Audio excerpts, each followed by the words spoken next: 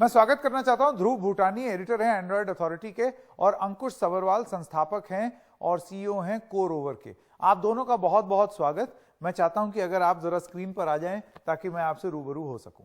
मैं सबसे पहला सवाल ये पूछना चाहता हूं ध्रुव भूटानी जी से, अगर आप मुझे सुन पा रहे हैं। ध्रुव, भार ओएस जो है इसको किस तरीके से देखा जाए? ये क्या है? ये ऑपरेटिंग सिस्टम है, ये एंड्रॉयड की तरह होगा, आईओएस की तरह होगा, या एकदम ही अनूठी चीज है या अलग चीज है? अगर इसको टेक्निकल तरीके से देखा जाए तो ये एंड्रॉयड का ही एक अलग वर्जन है, बस बिना गूगल की सर्विसेज के। पर उसके भी यूज केसेस है मेरे हिसाब से। इसके इंस्टीट्यूशनल गवर्नमेंट वगैरह में काफी यूज केसेस है जहाँ पे एड ट्रैकिंग, गूगल की ट्रैकिंग जो है, जो obviously by extension foreign companies के थ्रू ट्रैकिंग है, उसको हटाया जा सकता है। पर क्या ये मास मार्केट कंज्यूमर प्रोडक्ट बन सकता है? मेरे को नहीं लगता, बिकॉज उसके लिए और भी बहुत सारी रिक्वायरमेंट्स होती है। जिस कस्टमर को सिर्फ सिक्योरिटी चाहिए थी, आपने जैसे मेंशन किया ग्राफीन ओएस, ये उसी टाइप का एक वेरिएंट है एंड्रॉयड का। बट वो प्रोडक्ट्स भी मास मार्केट नहीं हिट कर सके, क्रिटिकल मास नहीं हिट कर सके, बिकॉज कस्टमर्स को जो गूगल की कन्वीनियंस है, आप जैसे आप बेसिक सर्विसेज ले लीजिए, जैसे यूट्यूब है, कस्टमर्स को वो चीजें चाहिए होती है। एंड बिना प्ले सर्विसेज के, बिना गूगल की सर्विसेज के लिए वो कोई ऐप चलेगा नहीं, वो उस तरह का ऐप नहीं चलेगा। एंड इस तरह से अगर देखा जाए तो ये इसका थोड़ा सा जो स्कोप है वो थोड़ा लिमिटेड हो जाता है। बट एब्सोल्युटली एक सिक्योर वेरिएंट की एब्सोल्युटली जरूरत है। आई जस्ट फील के थोड़ा सा इसका जो जिस तरह से इसको पोजीशन किया जा रहा है वो शायद इतना अप्रोप्रिएट नहीं है, जिसमें हम कह रहे हैं कि ये बिल्कुल completely ground up India made है। बट ऑफ कोर्स इस पे आईआईटी में काफी काम किया गया है, so good job for that. जी, ध्रुव भूटानी, आपने अपनी बात रखी। आपने ये बोला कि ये बहुत हद तक एंड्रॉयड के ही प्लेटफॉर्म पे, ओपन सोर्स प्लेटफॉर्म पर है। तो एक और कार्यक्रम में आपने ये जिक्र किया था कि बस आप ये यूं समझ लीजिए कि एंड्रॉयड जैसा ही है, बस गूगल का कोई प्रोडक्ट नहीं है उसमें, हाँ जी। और उसके हिसाब से ये चलेगा। तो गूगल पर निर्भरता जो है वो कम हो गई, और इस लिहाज से ये सुरक्षित भी हो गया। लेकिन मैं आपसे सवाल दूसरा ये पूछना चाहता हूं सबरवाल जी। देखिए, एक जो सबसे बड़ी चुनौती होती है ऐसे कोई भी अगर ऑपरेटिंग सिस्टम है, कि मुझे एप्स कौन कौन से मिलेंगे। और इसमें उदाहरण मैं देना चाहता हूं विंडोज फोन का और ब्लैकबेरी का। इन दोनों के पतन का कारण ही यही था कि इसमें बहुत सारे एप्स नहीं थे। तो लोगों को लगा कि भाई ये स्मार्टफोन लेके मैं क्या करूं जब मुझे ऐप ही नहीं मिलेंगे। तो आपको लगता है कि ये एक बड़ी चुनौती हो सकती है इसके सक्सेस होने या ना होने के पीछे? हाँ, डिपेंड करता है। जैसे ध्रुव ने बोला कि इट्स गुड फॉर ऑर्गेनाइजेशंस या गवर्नमेंट के लिए। अगर अगर हम देख रहे हैं कि 100 करोड़ लोग या 140 करोड़ लोग उसको यूज करें, उनको शायद इतना फर्क नहीं पड़ता कि ऑपरेटिंग सिस्टम कौन सा है। उनको पढ़ना चाहिए, लेकिन इतना नहीं पड़ता। बस ये वो देखते हैं कि एप्स ज्यादा कहाँ पे है, राइट? तो एप्स तो अभी इतनी अवेलेबल नहीं है। इनफैक्ट कि अगर जो बेसिक एप्स जो एक फोन में होनी चाहिए या ऑपरेटिंग सिस्टम में होनी चाहिए, कॉल करने वाली या मैसेजिंग वाली, वो भी थर्ड पार्टी होती है। वो भी उन्होंने अप्रूव करके सर्टिफाई करके इंस्टॉल की हुई है। तो ये बेसिक एप्स है। जैसे हमें अलार्म के लिए भी चाहिए या कॉल, वीडियो कॉलिंग के लिए चाहिए। तो बेसिक एप्स थोड़ी है, थोड़ी और आएंगी। तो मुझे लगता है वो इकोसिस्टम डेवलप करने पे, अगर वो उनका टारगेट है, तो काफी टाइम लग जाएगा। लेकिन अगर हम सिर्फ B2B, जो सोचो, अगर अगर मुझे पता है कि जो आर्मी वाले लोग हैं जो बॉर्डर में जाते हैं, तो उनको एंड्रॉयड फोन अलाउड नहीं है, राइट? क्योंकि वो ट्रैकिंग हो सकती है।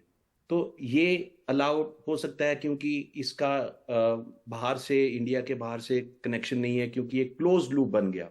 चाहे वो एंड्रॉयड से फोक आउट किया गया है, लेकिन अभी ये जो कोड है वो हमने इन्हें प्रोप्राइटरी कर दिया, राइट? तो वो इंटरनेट से कनेक्शन वो कभी भी अंकित, हम कर सकते हैं।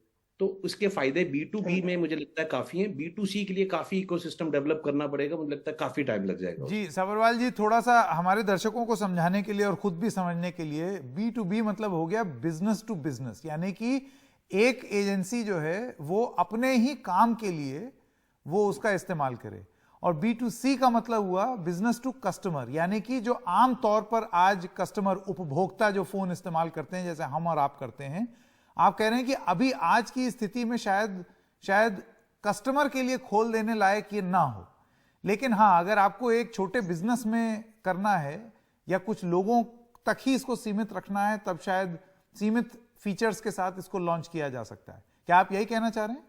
बिल्कुल, और वो काफी फायदेमंद रहेगा या सिक्योरिटी एस्पेक्ट से या प्राइवेसी एस्पेक्ट से। अगर वो गवर्नमेंट जो क्रिटिकल गवर्नमेंट सर्विसेज हैं, डिफेंस हो गया, तो उसके लिए तो अभी ऑप्शन नहीं है, राइट?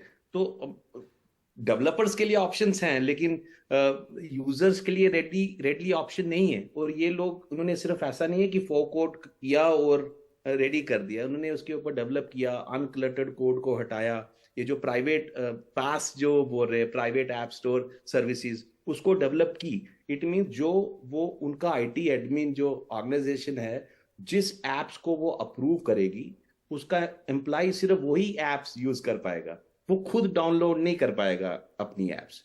तो एक ऑर्गेनाइजेशन के लिए मुझे लगता है काफी फायदेमंद रहेगी ये सर्विस। बिल्कुल। ध्रुव भूटानी, मैं आपके पास आना चाहता हूं, अगर आप थोड़ा सा ये ओपन सोर्स के बारे में दर्शकों को समझाना चाहें, ये क्या बला है? तो संकेत, एंड्रॉयड जब डेवलप होना शुरू हुआ था, इसका पूरा जो कोड बेस था वो बेसिकली पब्लिकली अवेलेबल है, और आज की डेट में भी इसका जो ऑपरेटिंग सिस्टम है वो आप डाउनलोड कर सकते हो, आप उसको मॉडिफाई कर सकते हो।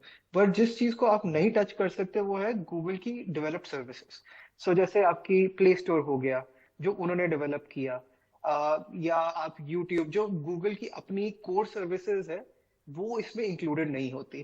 तो गूगल एंड्रॉयड के भी 2 वर्जन है।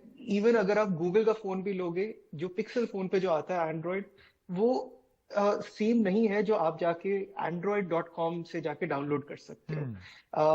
गूगल की सर्विसेज के बिना वाला वर्जन जो है, ये आपका ओपन सोर्स है, और इसका आप कोड भी देख सकते हो। ऐसा नहीं है कि सिर्फ इंस्टॉल कर सकते हो, आप इसका कोड भी देख सकते हो, कोड मॉडिफाई भी कर सकते हो, बेटर के लिए, वर्स के लिए, दोनों वेरिएशंस है। सो एंड ओपन सोर्स इस कॉन्टेक्स्ट में यही हुआ। जी बिल्कुल। साबरवाल साहब और ध्रुव, आप दोनों का बहुत बहुत धन्यवाद हमसे ये जानकारी साझा करने के लिए। एक बार फिर से प्रोफेसर कामाकोटी के पास चलते हैं। प्रोफेसर कामाकोटी, मैं आपसे ये पूछना चाहता हूं कि आप इसके क्या एडवांटेजेस देखते हैं? इसी से क्या होगा कि अभी एक ऑर्गेनाइजेशन एक सिक्योर मोबाइल नेटवर्क उनकी एम्प्लॉइज के लिए देने के लिए प्रयत्न कर रहा है, तो उसी एम्प्लॉइज के एक फोन्स में एक भरोसा डाल सकते हैं, और ये भरोसा डालते के बाद जो कुछ सॉफ्टवेयर वो ऑर्गेनाइजेशन ने ऑथराइज किया, वो ही सॉफ्टवेयर इसी में एग्जीक्यूट होगा। उस सॉफ्टवेयर में कुछ चेंज करने पर, इवन स्मॉल चेंज करने पर भी वो फोन बूट नहीं होगा। और प्राइवेट ऐप स्टोर है, प्राइवेट ऐप स्टोर कर सकते हैं ये ऑर्गेनाइजेशन, और प्राइवेट ऐप स्टोर में जो कुछ ऐप वो ऑर्गेनाइजेशन सर्टिफाई कर रहा है, उसी ऐप ही उस फोन में उस ऐप स्टोर में जाएगा। जो कुछ यूजर्स है इस उनकी ऑर्गेनाइजेशन का, इस फोन का यूजर्स, वो प्राइवेट ऐप स्टोर में जो कुछ ऐप है उसका ही एम्प्लॉय का, उसका ही डाउनलोड करके यूज कर सकते हैं। इसी से क्या फायदा, अभी एक ऑर्गेनाइजेशन में, ऑर्गेनाइजेशन के कंट्रोल में होगा वो